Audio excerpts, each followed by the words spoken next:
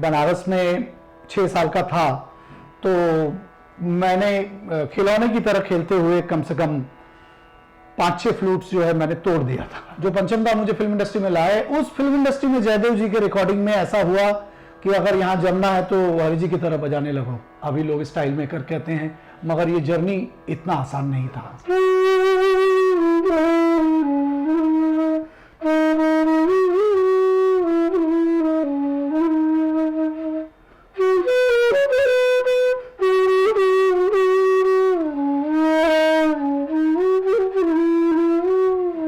बहुत बार ऐसा हुआ है कि हम दोस्त कुछ गाड़ी में जा रहे हैं और वहाँ पर एक पंचम दा का गाना शुरू हो गया और वहाँ पे पापा का म्यूजिक है, तो मैं सब लोग को प्राउडली फिर बोलता था कि हाँ देखिए इसमें जो बांसुरी बज रहा है वो पापा का है। बांसुरी अगर आप बोलेंगे तो उसके पीछे पूरा जीवन पिताजी ने डाल दिया, तो उसको मैं आगे लेके जा सकूँ, इससे बड़ा और सौभाग्य की बात क्या होगी। हेलो फ्रेंड्स, वेलकम टू फिल्मी फंडे joinfilms.com। मैं हूं आपका अपना वीरेंद्र राठौर और आप देख रहे हैं बॉलीवुड का Google join films YouTube channel.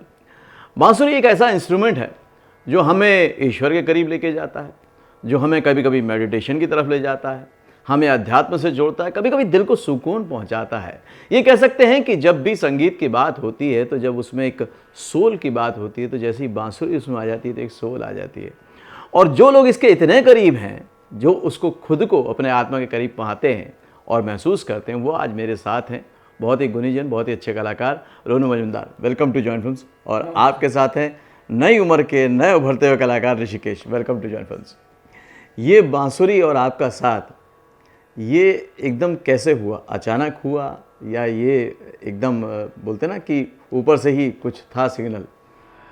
मुझे लगता है कि ये ऊपर वाले का ही सिग्नल होगा, क्योंकि जब मैं बनारस में 6 साल का था तो मैंने खिलौने की तरह खेलते हुए कम से कम 5-6 फ्लूट्स जो है मैंने तोड़ दिया था। अच्छा। तो पिताजी जब आए तो उन्होंने पनिशमेंट, जो सजा देते हैं, दंड देते हैं, वो कुछ उन्होंने डांटा मारा नहीं। उन्होंने कहा कि जितने फ्लूट तुमने तोड़े हैं उतने घंटे रियाज करना पड़ेगा। तो उससे जो हुआ वो रियाज शुरू हो गया और वो रियाज करते करते करते ना मेरा स्वभाव बन गया कि जीवन बांसुरी के सिवा जैसे कुछ है ही नहीं। फिर मैंने गाना भी सीखा तो बांसुरी बजा और अच्छा करने के लिए ही सीखा, क्योंकि गायकी अंग जो है वो हम लोग जब बजाते हैं तो अंदर से गा रहे होते हैं, मतलब गाना ही है ये, गाना अंदर से चल रहा है, वो उसी को इसमें हम लोग उतारते हैं। तो इसीलिए बांसुरी को मैंने चुना नहीं, रादर बांसुरी ने मुझे चुन लिया। कुछ इस तरह हुआ। और जो पहले गुरु पिताजी तो बांसुरी के जन्मदाता पंडित पन्नालाल घोष, जिनका 112वां साल चल रहा है अभी, उनसे सीखे थे, मगर वो फुल टाइम म्यूजिशियन नहीं थे। वो बहुत बड़े होम्योपैथिक डॉक्टर थे और ऑयल पेंटर थे, अपने जमाने के बेस्ट। तो मगर बांसुरी भी काफी अच्छी। तो पहले गुरु पिताजी हो गए, उसके बाद बंबई में आने के बाद पंडित विजय राघव राव जी मिले, उसके बाद पंडित रविशंकर जी, भारत रत्न, विश्व रत्न उनको कहते हैं, उनकी प्राप्ति हुई 1980 में। तो इस तरह से मेरा जर्नी जो है अपने आप बढ़ता रहा।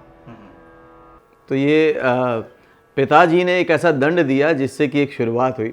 तो अभी हमारे साथ पिता पुत्र की जोड़ी है, तो आपके पिताजी की शुरुआत तो पिताजी के दंड से हुई, आपकी कैसे हुई?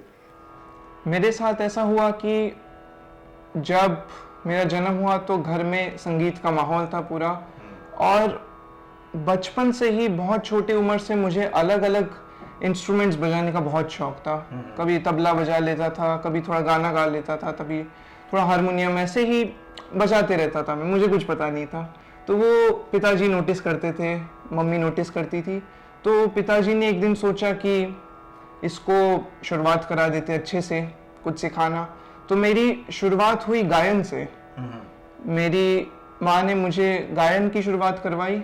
उसके बाद गायन थोड़े साल सीखने के बाद फिर जब मैं 6-7 साल का हुआ तब मेरी बांसुरी की शुरुआत हुई, और बांसुरी सीखते सीखते सीखते सीखते कब मैं उसमें आ गया मुझे खुद ही नहीं पता। तो पिताजी को तो दंड वाला फॉर्मूला नहीं चलाना पड़ा?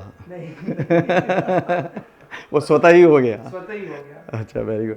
तो जब आपने रोहन जी शुरुआत की थी जी। तब बांसुरी को लेकर एक बहुत ही अलग तरह का माहौल हुआ करता था, चाहे वो फिल्म इंडस्ट्री में बोले, चाहे क्लासिकल म्यूजिक में बोले। उस टाइम पे अपनी एक जगह बनाना, अपनी एक पहचान बनाना और अपना एक स्टाइल लेकर आना लोगों तक, ये इतना आसान नहीं होता था। वो कैसे आपने क्रिएट की अपनी स्पेस? ये स्टाइल की बात आपने बहुत अच्छी कही, क्योंकि ये जो पूरा पन्ना बाबू के असामयिक मृत्यु की वजह से हरिप्रसाद चौरसिया जी जो है एक अल्टीमेट सबके लिए बेंचमार्क बन गया। तो सब लोग उनकी तरह ही गर्दन हिला के बजाना, उनके तरह ही मैनरिज्म्स करना, उनके तरह ही, उसके बिना कोई सोच ही नहीं पाता था। तो पहले तो मैं नकारा गया, पहले मुझे इनकार किया गया कि ये स्टाइल नहीं चलेगा फिल्म इंडस्ट्री में। जो पंचमदा मुझे फिल्म इंडस्ट्री में लाए, उस फिल्म इंडस्ट्री में जयदेव जी के रिकॉर्डिंग में ऐसा हुआ कि अगर यहां जमना है तो हरि जी की तरह बजाने लगो। तो मैं कुछ ऐसा जिद्दी स्वभाव का था और उस बात ने मुझे और पक्का कर दिया, और मैंने कहा कि मैं गुरु नहीं बदलूंगा, और अगर तुम जिंदा रहोगे तो देखोगे कि मैं जम गया, अगर मौत ने ले लिया तो बात अलग है। तो ये मैंने जैत सिंह भोई से कहा था, और वो बात आज तक, वो जब तक जीवित रहे मुझे मानते रहे कि नहीं ये कलाकार है। और इसने, क्योंकि हरिप्रसाद जी वगैरह जो है वो 6 होल बजाते हैं, हम लोग 7 होल बजाते हैं। तो ये जो ये टेक्निक है ये तो लुप्त हो गया था पन्ना बाबू जाने के बाद, इसको वापस लाने का श्रेय मुझे दिया जाता है। और बीनकारी अंग का जो आलाप है, जिसमें कि पंडित रविशंकर जी और मैयर घराने का स्टैंप लगाने से क्या होगा, मैयर घराने की तरफ बजाना भी चाहिए। तो मैयर घराने का जो बीनकारी अंग है, जो रुद्र वीणा को बीनकारी अंग बोलते हैं, उस बीनकारी अंग में जो घसीट और मुर्की, खटका और जमजमा, इन चीजों को मैंने बांसुरी में उतारा। और इसीलिए स्टाइल मेकर आप लोगों के सबकी दुआओं से, आशीर्वाद से अभी लोग स्टाइल मेकर कहते हैं, मगर ये जर्नी इतना आसान नहीं था। जी नहीं। मैं छोटा सा एक पार्ट लाना चाहूँगा, क्योंकि जो नॉर्मल ऑडियंस है उसके समझने के लिए आसान होगा। आपने हरि जी को बजाते हुए देखा है, उनको एडमायर भी करा है, और सही बात है कि स्टार के स्टारडम में काफ़ी लोग आ जाते हैं, लेकिन आपने अपना रास्ता बनाना तय किया। जाहिर सी बात है, इस बात से वो भी बहुत खुश होते हैं। बहुत बहुत एडमायर। आपने घर में मेरा प्रोग्राम रखा, बड़े लोगों का यही तो खूबी होता है कि अपने सामने अगर कोई अपनी जगह बना लेता है तो उसको मानते हैं सब चीज। ये सच्चा कलाकार। उन्होंने सावित्री में मेरा 3 घंटे प्रोग्राम रखा था अपने घर में। तो ये उनका बड़प्पन है, उनका आशीर्वाद है, और मेरे स्टाइल को हरदम मानते रहे वो। तो आज अगर एक ट्रिब्यूट देने का मौका मिले और अपना स्टाइल भी दिखाने का मौका मिले, दोनों के छोटे छोटे पीस आप बता पाएंगे कि वो अगर बजाते थे तो उनका कैसा स्टाइल होता था और आप कहाँ पे? ऐसा तो मुझे किसी ने नहीं पूछा, मगर मैं कोशिश करता हूँ। मेरे लिए हरि जी के स्टाइल में बजाना बहुत मुश्किल है, मगर मैं जानता हूँ कि मैं कर पाऊंगा, क्योंकि मैं सुनता रहा हूँ इतना। और कई रिकॉर्डिंग तो मैंने उनके साथ, तेरी मेहरबानियां, और उसके बाद जाग उठा इंसान, मतलब एक ही माइक पे मैं और हरि जी खड़े होकर बजाए 80s में, और बहुत प्यार करते थे और जानते थे कि मैं बहुत अच्छे गुरु से सीख रहा हूँ। तो पहले मैं थोड़ा सा हरि जी की तरह बजा के दिखा रहा हूँ। ये अपने आप में एक बहुत ही यूनिक क्षण पल है, हिस्टोरिकल पल है ये शायद मुझे लगता है पहली बार हो रहा है।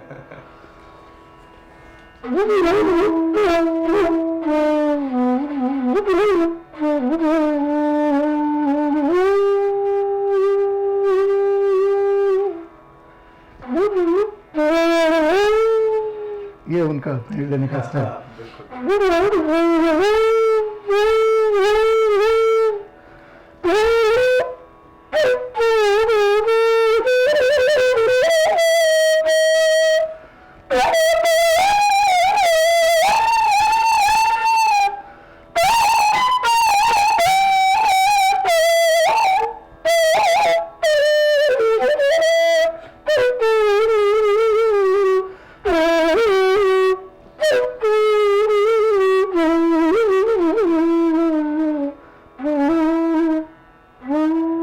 ये उनके स्टाइल का बजाना। इसमें ये पिच का मूवमेंट थोड़ा ज्यादा रखते हैं वो। इस पोर्शन के मूवमेंट को ज्यादा वो ये करते हैं, और हम लोग यहाँ के जो बीनकारी अंग है वो सारा काम यहाँ से ज्यादा होता है, इन अंगुलियों पे ज्यादा है। तो अब वो स्टाइल जो आपने क्रिएट किया, देखिए इसमें घसीट और ये सब आप लोग एकदम महसूस कर पाएंगे कि पहले 2 नोट से मालूम पड़ जाना चाहिए कि ये रोनू मजूमदार। स्टाइल मेकर का मतलब ये होता है।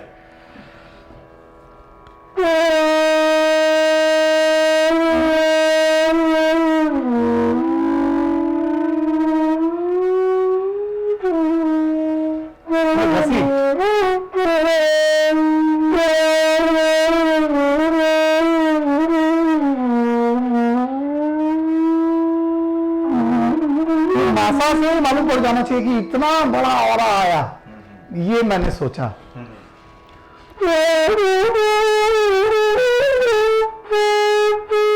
ये सितार का रविशंकर ये जो मुर्की को गायकी के साथ, घसीट के साथ, और जिलेबी का जो जिलेबी की तरह जो गायकी है उसके साथ मुर्की से खत्म करना, ये मैहर है। देखिए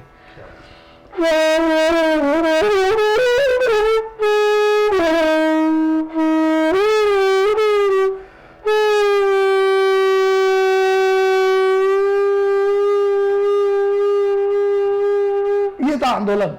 तो आंदोलित करना नोट को, ये थोड़ा सा मैंने रुद्रवीणा का ये शुरू किया। तो बड़ी कमाल की बात मुझे अभी एहसास हुआ इस बात का कि जब रोनू जी बता रहे थे, उसको डिस्क्राइब कर रहे थे, तो डिक्शनरी के वर्ड खत्म हो गए थे। वो जलेबी जैसा, वो आंदोलित करने वाला, तो ये सब ना कलाकार अपना एक आकार क्रिएट करता है, अपना एक स्टाइल क्रिएट करता है, तो इस तरह की चीज़ें निकल के आती हैं जो शब्द पहले बयान नहीं हुए होते हैं, लेकिन उसके बाद भी कलाकार उन पर काम करता है शिद्दत के साथ और फिर निकल के आती चीज़ें।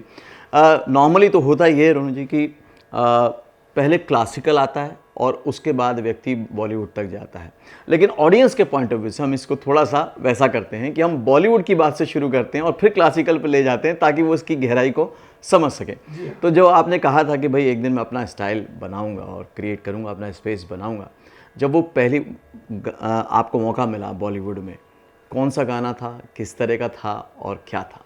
दरअसल एक हमारे इंडस्ट्री में दुखी बाबू थे, उनको पेट नेम उनका दुखी बाबू था, दक्षिणा मोहन टैगोर उनको बंगला में बोलते हैं। तो वो मेरे गॉडफादर थे। मैं रविंद्र जैन साहब का एक गाना बजाया, ना जाने कब कैसे, किशोर दा का ना जाने कब कैसे मिल जाते हैं, जैसे आई थिंक वो हेमलता और किशोर दा का डुएट था। तो वो दुखी बाबू को कुछ मेरे ऊपर इतना प्यार आया कि वो मेरे दादू मेरे ग्रैंडफादर की तरह हो गए, और उन्होंने बोला पंचम को, उन्होंने सचिंद्र बर्मन की शादी, उस वक्त उनका 70 साल उम्र था, 80s में। तो सोचिए वो कितने बड़े एक महान, और वो पंडित ये रविंद्रनाथ टैगोर के अपने भतीजे थे। तो वो मुझे इतना प्यार करने लगे, और पंचम दा के वहां शायद हरि जी ने छोड़ दिया था, हरि जी की व्यस्तता बहुत थी, और उनके जो क्लासिकल प्रोग्राम की वजह से वो दो जगह मैनेज नहीं कर पा रहे थे। एलपी का भी, उस वक्त एलपी आरडी एकदम ऐसे कंपटीशन में चलते थे। तो मुझे दूसरे दिन ले गया। पहला गाना जो मैंने बजाया वो कुमार गौरव की पहली फिल्म थी लव स्टोरी। पहला जो सोलो याद आ रही है का जो इंट्रो है वो मैंने बजाया। क्या बात, थोड़ा सा हो जाए। अच्छा, ये देखिए वो पीस जो है मनोरिदा का बनाया हुआ था। तो मनोरिदा की, क्योंकि खुद वो फ्लूट, इंग्लिश फ्लूट प्लेयर थे, तो ऐसा पीस बनाया कि वो पीस से ही लगता है कि गाना आ रहा है। एक सेकंड उसको ऑफ करिए, क्योंकि दूसरे स्केल में मैं जा रहा हूं। देखिए, याद आ रही है तेरी, याद आ रही है, इंट्रो।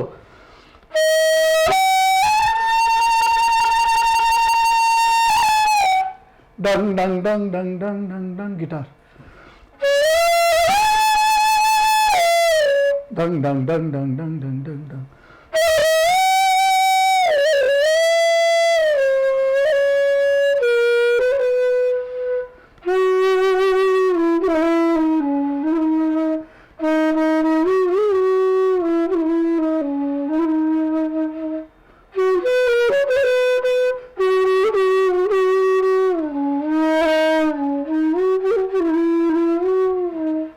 ये गाने का इंट्रो। तो दारा रा रा रा, ये म्यूजिक वन था। तो पंचम दा के वहां ये सोलो जो मैंने बजाया, हम लोग सोलो उसको कहते थे कि गाने के बराबर उसकी अहमियत होती थी। गाना गया और सोलो इस जो है फ्लूट वाला हो, सितार वाला हो, वो अपने पीस। तो लता जी के उस दिन दर्शन स्टूडियो में वही 1980 में पहली बार हुआ, और 42 साल हो गए इस सफर को।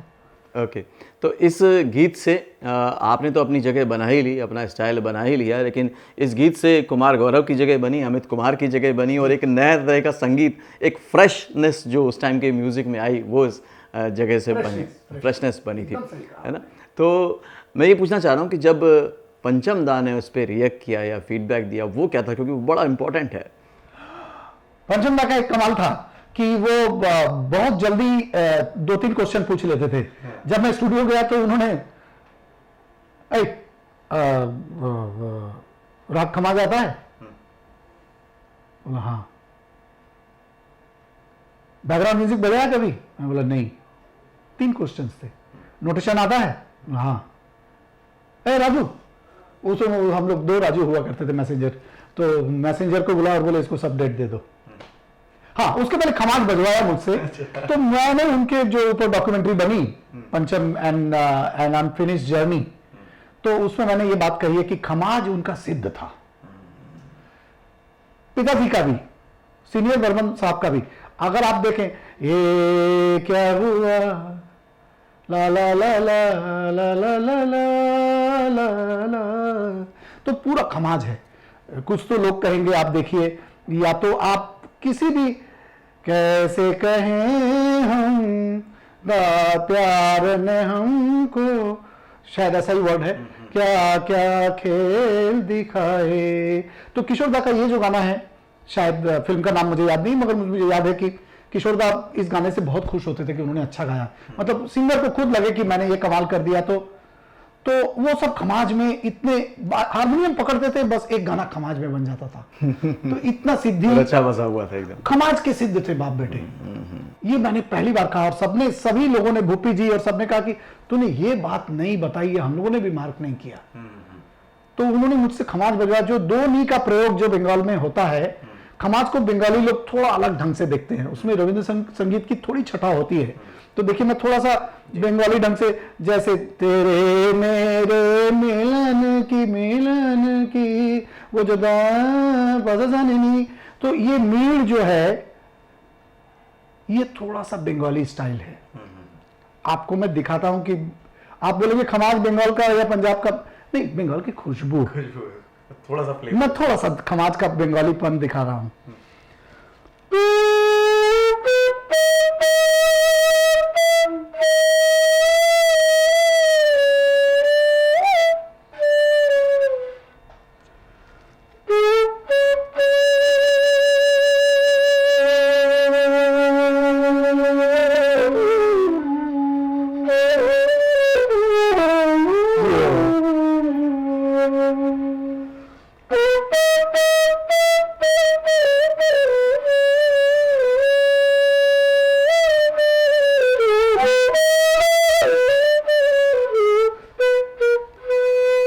ऐसे तीव्र मध्यम लगा देते हैं, तो एक लगता है कि एक प्यार सा आ जाता है। अगर आप किशोर दा का वो लाइन सुने कि मद भरी आंखों में, वो जो शब्द है तेरे मेरे मिलन की, तो वो एकदम लगता है कि ये एक बंगाली सिंगर है, और कहीं ना कहीं बंगाल का इमोशन, मद भरी आंखों में, यहीं पे जान ले लिया उन्होंने, मद भरी कह के, मद भरी आंखों में। तो ये जो खमाज से पंचम दा को मुझसे थोड़ा प्रेम हुआ, और उन्होंने मुझे सारे डेट्स दे दिए। और तब तक मैं अंत तक उनको मैंने छोड़ा नहीं, मैंने साथ निभाया। उन्होंने भी मेरे पर आशीर्वाद रखा, घर में आते थे, प्रोग्राम उन्होंने, मैं फोटो दिखाऊंगा तो आपके रोंगटे खड़े हो जाएंगे। वो प्रोग्राम, मैं क्लासिकल प्रोग्राम बजा रहा हूँ, पास में बैठ के सुन रहे हैं। इससे बड़ा आशीर्वाद क्या चाहिए? तो बहुत बड़े लोग थे। तो ऋषिकेश, ये सब कहानी सुनते सुनते, ये सब देखते देखते जब आप बड़े हो रहे थे और बांसुरी की तरफ आप झुकाव हो रहा था, तो प्रेशर बढ़ रहा था चीज़ों को लेकर, या बहुत सहूलियत हो रही थी, आसानी हो रही थी? बोलने जाए तो बहुत, आप बोलिए कि एक एडवेंचरसली बहुत मज़ा आ रहा था कि हर दिन कुछ नया देखने मिल रहा है। किसी दिन बॉलीवुड का कुछ नया रंग देखने मिल रहा है, किसी दिन कुछ नया राग सीखने मिल रहा है, किसी दिन देख रहा हूँ कि कुछ म्यूजिशियंस आ रहे हैं, तो कुछ फ्यूजन म्यूजिक हो रहा है। तो हर दिन एक कुछ नया हो रहा था जीवन में। तो बहुत ही एक, आप बोल सकते हैं कि एडवेंचरसली बहुत मज़ा आ रहा था। तो जहाँ आपके ग्रुप में दोस्त वगैरह बोलते होंगे पंचम दा का म्यूज़िक, क्योंकि वो ऑल टाइम लीजेंड है, पंचम दा का म्यूज़िक वो ऐसा है और वैसा है, और RDX, मतलब क्या क्या नाम उनको बाद में मिल गए, तो आपको कभी कभी ऐसा नहीं लगता था, अरे वो पंचम जी, अरे वो तो मेरे पापा के जब क्लासिकल प्रोग्राम होते तो बाजू में बैठ के सुनते हैं? ये प्राउड फीलिंग होती थी? बहुत प्राउड फीलिंग होती है, और मैं उनसे शेयर भी करता हूँ कि ये जो आप गाना सुन रहे हैं, बहुत बार ऐसा हुआ है कि हम दोस्त कुछ गाड़ी में जा रहे हैं और वहाँ पर एक पंचम दा का गाना शुरू हो गया और वहाँ पे पापा का म्यूजिक है, तो मैं सब लोग को प्राउडली फिर बोलता था कि हाँ देखिए इसमें जो बांसुरी बज रहा है वो पापा का है। तो वो बहुत ही एक डिफरेंट प्राउड फीलिंग होती है। तो ये क्या एक रिस्पॉन्सिबिलिटी लेकर आता है, एक जिम्मेदारी लेकर आता है? देखिए रिस्पॉन्सिबिलिटी तो है, बट मैं इसको इस तरह देखता हूँ कि ये मेरे लिए एक प्रिविलेज है, एक मेरे लिए मौका है कि मुझे इतना बड़ा एक रिस्पॉन्सिबिलिटी मिला है, प्रिविलेज मिला है कि मैं इस इतने बड़े धरोहर को आगे लेके जा सकूं। इतना जो पिताजी ने मेहनत किया है, इतना जो उन्होंने इसके पीछे पूरा जीवन डाल दिया। बांसुरी अगर आप बोलेंगे तो उसके पीछे पूरा जीवन पिताजी ने डाल दिया, तो उसको मैं आगे लेके जा सकूं, इससे बड़ा और सौभाग्य की बात क्या होगी। तो रोनू जी ने पूरा जीवन बांसुरी के प्रति समर्पित कर दिया और बांसुरी ने उनका जीवन बना दिया। ये कहीं ना कहीं वाइस वर्सा है ना रोनू जी? है ना, बिल्कुल। तो मैं अब एक पिता से पूछूंगा कि नॉर्मली ये होता है कि हर पेरेंट्स परेशान होते हैं कि यार बच्चे ना सुनते नहीं हैं, बच्चे लोग पता नहीं क्या कर रहे हैं। आपको लगता है संगीत ने ऋषिकेश में एक हम्बलनेस लाई है, एक एक्सेप्टेंस लाई है? 200%। जब उसकी उम्र के 21 साल के बच्चों को मैं देखता हूं तो कई बहुत रैश बिहेवियर करते हैं और माँ बाप को उतना थोड़ा सा रेस्पेक्ट नहीं करते, या जो ज़माने में बदलाव, तो मुझे लगता है ये तानपुरे के जो स्वर हैं ये आदमी को अपने आप संवेदनशील बना देते हैं। तो ये तानपुरे के स्वर जो इसके कान में पड़ते हैं तो उससे उसको खुद ही मालूम नहीं कि कब वो हम्बल हो गया। मुझे बोलना नहीं पड़ता है कि तुम बड़ों का पांव छुओ या उनसे आशीर्वाद लो, उसको मालूम ही है कि उसका ही फायदा है उसमें।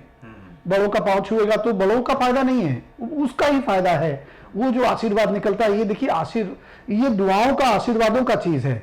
अब इसमें बजाते तो सब है, असर कब पैदा होगा? असर पैदा होगा उन आशीर्वाद से जब नोट सिद्ध हो जाएंगे कि एक नोट लगा, हाय हाय हाय हाय क्या नोट लगा, तो ये सिद्धि होती है। तो वो सिद्धि प्राप्त करने के लिए सबका ब्लेसिंग, हम्बल होना जरूरी है। मैं उसको बोलता हूं कि देख तूने एक पामा गामा गारे जाने जागा मापा गामा नहीं मापा गामा गारे जाने जा, इसमें क्रिस्पीनेस चाहिए मुझे, जो कि फ्लूट में थोड़ा लैकिंग है।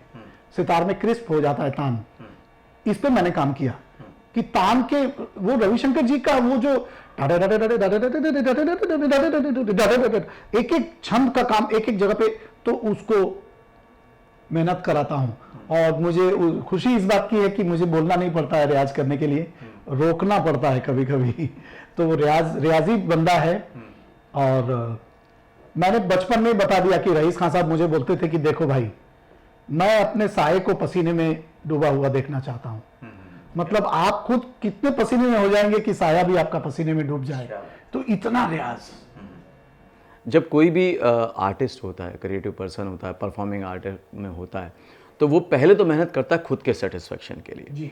लेकिन पब्लिक की निगाह में, लोगों की निगाह में तब आता है जब वो या तो बॉलीवुड में काम करने लग जाता है, चीज़ें हिट होने लग जाती हैं, या वो अवार्ड तक पहुंच जाता है। आप तो नेशनल इंटरनेशनल अवार्ड तक पहुंच गए, ग्रैमी तक पहुंच गए, और वो सब पा लिया जो कि एक आर्टिस्ट सोचता है, और ये नहीं सोच पाता कि बांसुरी से भी उस जगह को अचीव किया जा सकता है।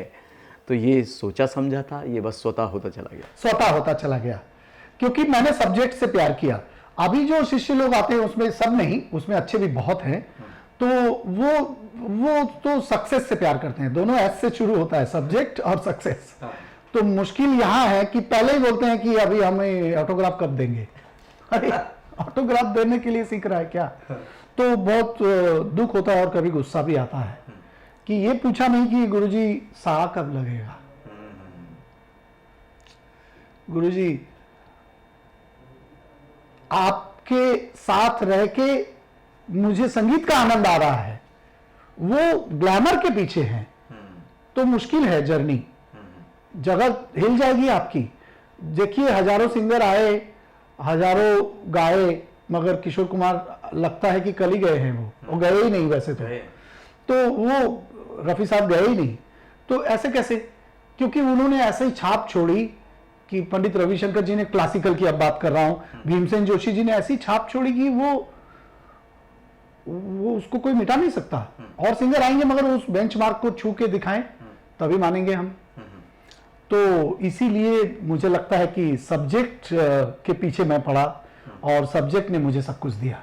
अवार्ड भी, पहचान भी और नाम हम सब। ओके, नॉर्मली ये होता है कि हमेशा ना संगीत में या कहीं पर भी ना दो विधाओं में बांट दिया जाता है कि ये क्लासिकल है, ये बॉलीवुड है। क्लासिकल वाले तो ये हैं और बॉलीवुड वाले तो बस हो जाता है। लेकिन जहाँ तक मैं समझा हूँ आप लोगों के साथ बैठ के कि दोनों ही अपनी जगह पे बहुत ही इम्पोर्टेंट है, अहम है, क्योंकि दोनों की अपनी एक रीच है और अपनी एक ज़रूरत है। तो ऐसे में आप ये दोनों को कैसे डिफाइन करते हैं? देखिए, सभी लोग किसी न किसी इंस्पिरेशन लेते हैं। मेरे सामने इंस्पिरेशन जो था इसका पंडित रामनारायण जी, उस्ताद रईस खान साहब, पंडित हरिप्रसाद चौरसिया जी, पंडित शिव कुमार शर्मा जी, इन लोगों ने बैलेंस बनाया था। ये दोनों के बीच में एक धागा बांध दिया था और कभी क्लासिकल को और लाइट को अलग नहीं समझा। तो इस बात से मुझे कभी ये भय डर नहीं लगा कि मैं इतना बॉलीवुड में बजा रहा हूँ, दिन रात रिकॉर्डिंग, तो मेरा क्लासिकल मार खा जाएगा। ये डर से मैं निकला ही था, मतलब लगा ही नहीं मुझे। क्योंकि जब रामनारायण जी ने ऐसा ऐसा पीस बजाया और फिर उनका राग श्री सुन के भी मैं रोया, तो मुझे लगा कि बात तो एक ही है। एक जो अभिव्यक्ति बड़ी है और एक अभिव्यक्ति छोटी है। बात इतनी है, मेरे लिए उस्ताद राशिद खान और हरिहरन दोनों बड़े हैं। तो वो काश ऐसा कोई मंजर होता, यहाँ पे अपनी बात कह रहे हैं। राशिद भाई 1 घंटा बिहार गा के अपनी बात कह रहे हैं और दोनों अपनी बात लोगों तक पहुंचा रहे हैं। तो अगर सिद्धि है तो 3 मिनट में भी वो सिद्धि आपकी दिखेगी कि ये सिद्ध आदमी है, ये सुर लगाएगा तो अभी स्टूडियो हिलने वाला है या पब्लिक के रोंगटे खड़े होंगे। और अगर तो सिद्धि नहीं है तो क्लासिकल में भी लोगों को मैंने उबासी लेते हुए देखा कि अरे कब बंद करेगा। थोड़ा सा जोक्स लगता है मगर सच्चाई मैं बयान कर रहा हूं। भाई, आपका राग दरबारी अगर सिद्ध नहीं है, ऐसा सिद्धि होना चाहिए कि रिक्शे वाले को मालूम नहीं है, वो रिक्शा चला के, मैं बनारस वगैरह की बात कर रहा हूं, आया सुनने के लिए संकट मोचन में, अपना बैठ गया और उसको मालूम नहीं है राग दरबारी है कि, मगर वो हिप्नोटाइज हो गया तो सुरों की सिद्धि से। क्योंकि उसको ये मालूम नहीं है कि कोमल गंधार लग रहा है कि अति कोमल लग रहा है। ये सब टेक्निकलिटीज तो आर्टिस्ट को जानना चाहिए, आम जनता को जानने की जरूरत नहीं है। लोग बोलते हैं कि हम क्लासिकल समझते नहीं है तो हम क्यों सुने। समझने की आपको जरूरत ही नहीं है, समझने की जरूरत तो कलाकार को है। एक डॉक्टर जब मेडिसिन देता है तो हम थोड़ा ही जानते हैं कि उस मेडिसिन में क्या क्या है, वो डॉक्टर को जानने की जरूरत है। मुझे तो मेडिसिन खाने की जरूरत है। ओके, तो आपका सफर शुरू हुआ था बॉलीवुड में पंचम दा के साथ। अब कोई कंपोजर रह गया जिसने आपके साथ काम ना किया हो? बहुत सारे कंपोजर ने काम नहीं किया है और बहुत सारे आज के कंपोजरों ने काम किया भी है। पंचम दा जाने के बाद मैं 3-4 साल तो मैंने बहुत उदासी थी तो मैं अपने सोलो प्रोग्राम में ही ध्यान दे रहा था। फिर उसके बाद गुलजार साहब का फोन आया, और क्योंकि पंचम दा के वक्त में मैंने बहुत काम उनके साथ किया था और गुलजार साहब चाहते थे कि माचिस में पूरा मैं बजाऊं, और वो मेरी पंचम दा 93 में चले गए। तो ये जो है 94 जनवरी, एक्चुअली 4 जनवरी, तो ये पहली मेरी फिल्म थी जिसमें मुझे नाम दिया गया फिल्म टाइटल में, और बैकग्राउंड सब गाना पूरे फिल्म के लिए मुझे बुक किया गया। ऐसा बहुत कम होता था। पंचम दा के साथ तो होता ही था क्योंकि वो मेरे बिना काम ही नहीं करते थे। वहां तो मैं गया और फिर अंत तक कुछ ना कहो तक मैंने बजाया। मेरी journey love story to 1942 love story, जो विद्यु विनोद चोपड़ा जी का। तो वेल, कटिंग इनटू शॉर्ट, इन्होंने काम किया, शंकर एहसान लॉय ने काम किया मेरे साथ, मगर माचिस मेरा यादगार है पंचम दा जाने के बाद। जो पानी पानी रे गाना है वो मेरा लता जी के साथ लाइव रिकॉर्डिंग वो लास्ट था। उसके बाद फिर दीदी का आके गाके जाती थी वैसे, मगर जो लाइव दीदी सुन रही है और मैं बजा रहा हूँ, और वैसे आदान प्रदान जो वेस्टर्न आउटडोर में इसकी रिकॉर्डिंग हुई थी। और एक गाना था चप्पा चप्पा चरखा चले, तो वो गाना भी वेस्टर्न आउटडोर में हुआ। और बहुत अच्छा एक्सपीरियंस है मुझे। एक सीन का मैं अगर आपको बताऊं तो, एक सीन था, गुलजार साहब बैठे थे, विशाल भाई बैठे थे, और विशाल भारद्वाज बहुत प्यार करते हैं, आज भी घर जैसे ही हैं। तो उसमें टब्बू जो है वो साइनाइड का जो गोली है वो चंद्रचूड़ के मुंह में रखने जा रही है और वो कितना हृदय को चीर देने वाला सीन था। हम लोग देख रहे थे सीन को विशाल भाई के घर में और उसको कंसीव कर रहे थे। तो बोले कि यहां से शुरू होगा रोनुदा का फ्लूट और यहां खत्म होगा। मैंने कहा गुलजार साहब, मैं इस सीन को मैं अपना अकेले फ्लूट से कैरी नहीं कर पाऊंगा, ये बहुत इंटेंस सीन है। तो गुलजार साहब का एक डायलॉग था, वो मेरे लिए आशीर्वाद था, वो आज तक मुझे याद है। बोले रोनुदा फ्लूट हाथ में तो लीजिए, ये सीन आपके सामने पनाह मांगेगी। तो ये बहुत बड़ा आशीर्वाद था। तो मैंने मारवा बजाया था, शंख बांसुरी जो मेरा है वो लेके, फिर उसको मारवा में वो एक पुकार आप सुन सकते हैं फिल्म में, मैंने पुकार का स्टाइल लिया था जो ओंकार नाथ जी का था।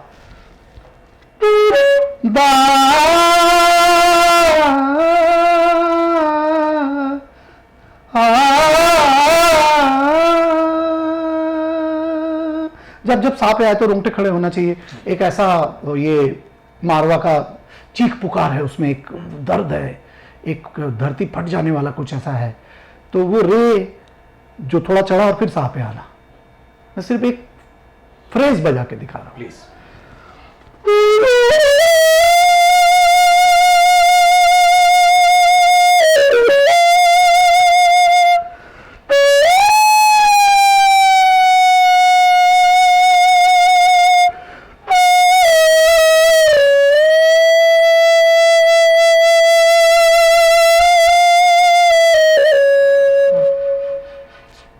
यस, ऑलमोस्ट रोते रोते ही मैंने बजाया, तो वो खुद ही मैं उस सीन में घुस गया था।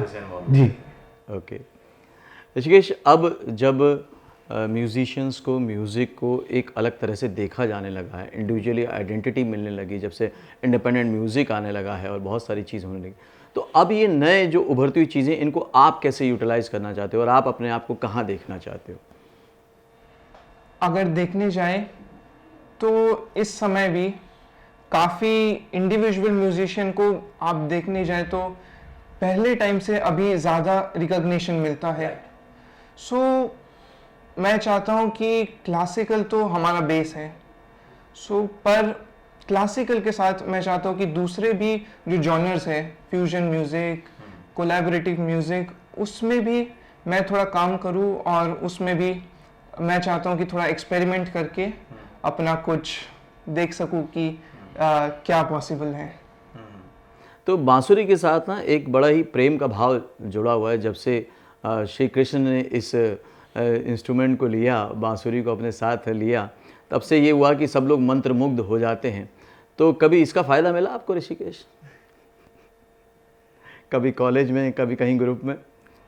देखिए, स्कूल में तो इसका काफ़ी फ़ायदा मिला मुझे कि मैं 4th स्टैंडर्ड से ही, 3rd 4th स्टैंडर्ड से ही स्कूल में मैं फ्लूट बजाया करता था, गाने बजाया करता था, प्रेयर सॉन्ग्स बजाया करता था। तो इससे मुझे काफ़ी फ़ायदा मिला कि हमेशा मैं टीचर्स और प्रिंसिपल का फेवरेट रहा और काफ़ी सारे मुझे सुविधा भी मिली क्लासेस बंक करने के लिए। तो काफ़ी सुविधा मिली और काफ़ी एक आइडेंटिटी मिल गई कि हाँ, एक बंदा है जो फ्लूट बजाता है, तो ऐसे एक आइडेंटिटी मिल गई स्कूल में, तो इसलिए एक आइडेंटिटी। तो जैसा रोनू जी मैंने कहा कि श्री कृष्ण ने हमेशा बांसुरी को अपने साथ रखा और जो वाद्य उनको भी सुकून देता था, उनकी बात को भी अभिव्यक्ति देता था, एक्सप्रेस करता था, उसको जब आपने माध्यम बनाया तो कितना करीब पाया आपने अपने आप को ईश्वर के, या स्पिरिचुअलिटी से आपको जोड़ा इसने? स्पिरिचुअल म्यूजिक पूरा स्पिरिचुअल है। कभी कभी भक्ति संगीत के लिए शब्दों की जरूरत नहीं पड़ती और वो स्वर ही ईश्वर है, क्योंकि स्वर वो एलिमेंट है जो फूल की खुशबू की तरह जो दिखता नहीं, मगर स्वर हमारे पूरे पृथ्वी में समाया हुआ है। तो जब जब सच्चा स्वर लगा तब तब आंखें भीगी होने लगी और कई बार चमत्कार मैंने किया। ये कहना इतना गलत है क्योंकि चमत्कार शेयर नहीं करते कभी, मगर एक मैं घटना बता रहा हूं कि जयपुर में एक बार सुराना साहब हैं, जो सुराना ज्वेलर्स जिनका राज मंदिर टॉकीज है, तो उन्होंने बुलाया और मुझे इतना कह दिया, कह के मैं डरा दिया, मुझे डर गया रादर मैं कि इतनी गर्मी हो गई है रोनू जी कि मवेशी मर रहे हैं। पानी नहीं है जयपुर में, 49-50 डिग्री जल रहे हैं लोग, इसीलिए मैंने मल्हार फेस्टिवल रखा है। तो ये उन्होंने ना कहते हुए भी मुझ पे उन्होंने एक प्रेशर जिम्मेदारी दे दी। मैं मेडिटेशन करने लगा और ऊपर वाले को याद करने लगा कि बजाना तो दूर है, अगर वो श्रुतियां ठीक लग जाए तो कहीं तेरी कृपा ना हो जाए। तो उस बार कृपा हुई थी। मैंने मियां मल्हार बजाया था और जब जब मैं कोमलनी पे आंदोलन करता था तब तब मेरे रोंगटे खड़े होते थे कि हे इंद्र भगवान, इस आंदोलन को तू सुन ले।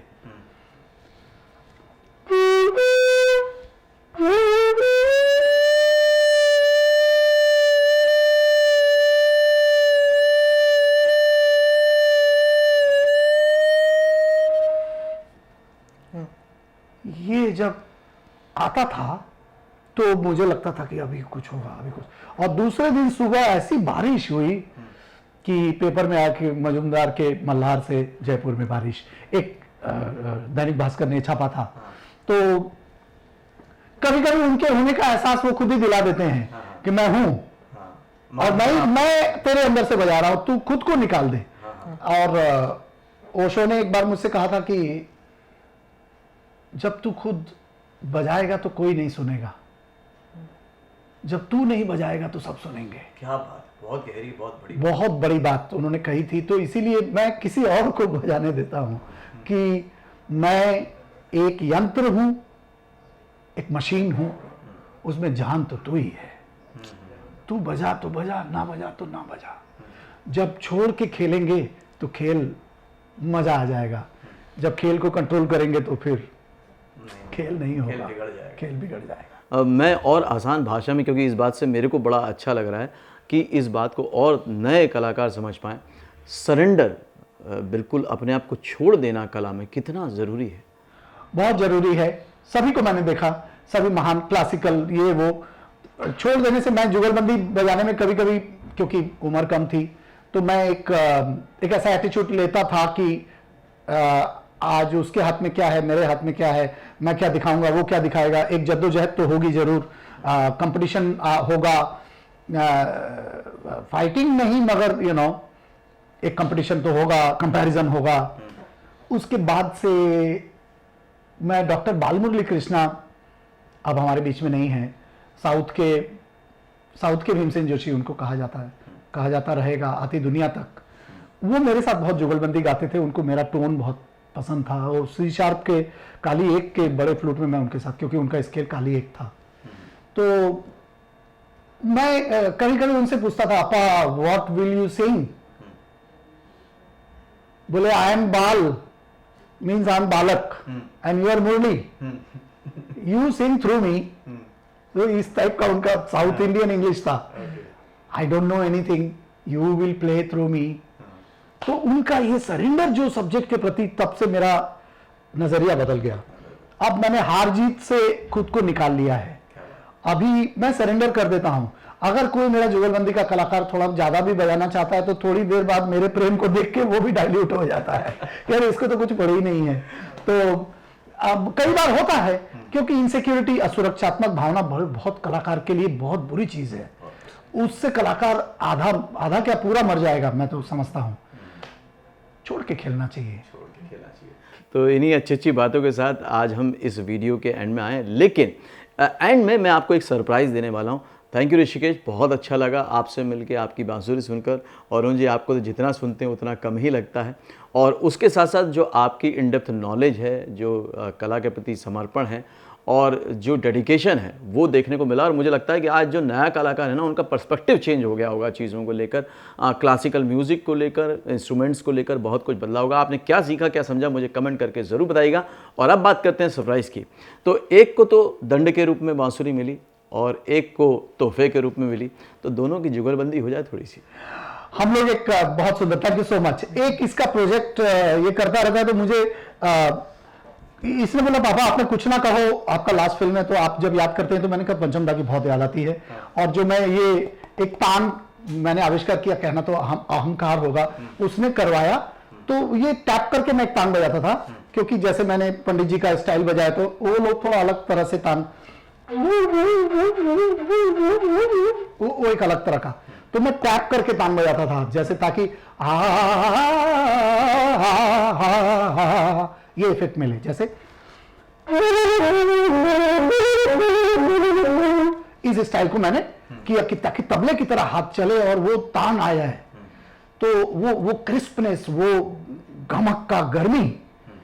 तो इसने बोला कि ठीक है, मैं कुछ ना कहो, एक्स सांसदोनी बजाऊंगा। अच्छा, तो ये इसका प्रोजेक्ट है, और मुझे मालूम है तो मैं ज्वाइन कर जाऊंगा।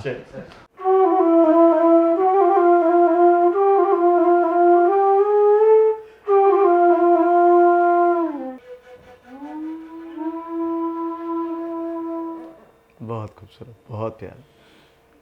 I will join films someday.